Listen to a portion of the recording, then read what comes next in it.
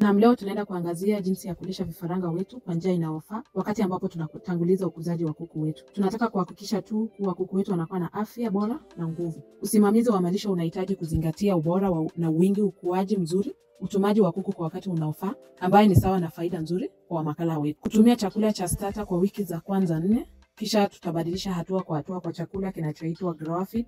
Tunataka kuhakikisha kuwa ubora wa chakula unazingatiwa pasipokuwa na ukungu, unyevu au wadudu.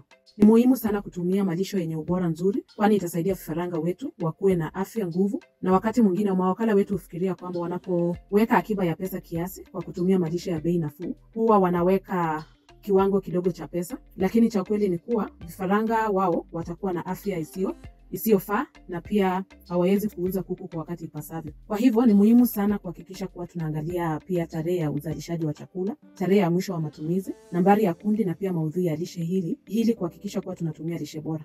Mwanzo kabisa, hakikisha unaweka vipaji vya maji na vyakula vitengane na usambazwe kwa usawa ili kuzuia msongamano. Hii itasaidia vifaranga wetu wapate chakula na maji kwa urahisi.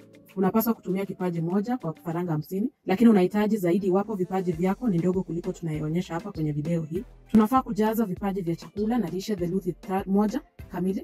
Vifaranga wanapomaliza malisho yao yajaze tena kwa kiwango sawa. Hii huzuia vipande vya chembe kujilimbikiza, ambaye ni muhimu sana kwa vitamini na madini kwa kuku wetu. Tunafaa kusafisha vipaji vya maji na vyakula angalau mara 2 kwa siku kuzuia uchafuzi, kwa sababu vipaji chafu hupoteza tamaa ya kunywa na kula na yaweza kusababisha magonjwa. Na iwapo utaona vifaranga wengi wakizurura na kutokula, ni wakati wa kuongeza vipaji zaidi, kwa maana vifaranga wanataka kupata vyakula kwa urahisi, hasa kwa wiki ya kwanza. Na njia rahisi ya kuhakikisha vifaranga wanafikia kwa vyakula kwa urahisi ni kutumia magazeti na kuweka vyakula kwenye gazeti hili. Lakini uangalifu wetu utasaidia kutoweka vyakula kingi kwenye karatasi, kwa maana vingine vitamwagika kwenye matandiko. Wakati kuku anapokuwa kwa wiki ya kwanza 2, usiweke vikazo kamwe kwa malisho yao. Ufikaji zaidi wa malisho utawafanya wawe na ukuaji bora na usawa ambao utachangia kupata mapato zaidi wakati tunapouza kwa wastani. Unatakiwa kuweka bajeti yako kwa kilo moja kwa kila kifaranga.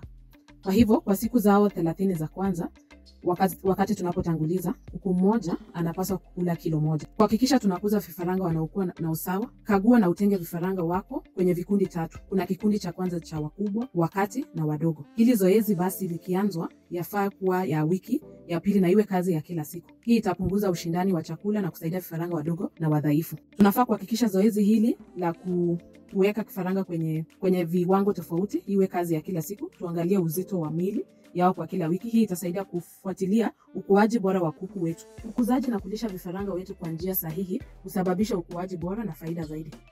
Asanteni sana kwa kutazama na kuwa makini kwa vidokezo zaidi za kukuza vifaranga wenye ubora na afya. Vidokezo zaidi yajo kuhusu ufugaji bora ya kuku kama macho.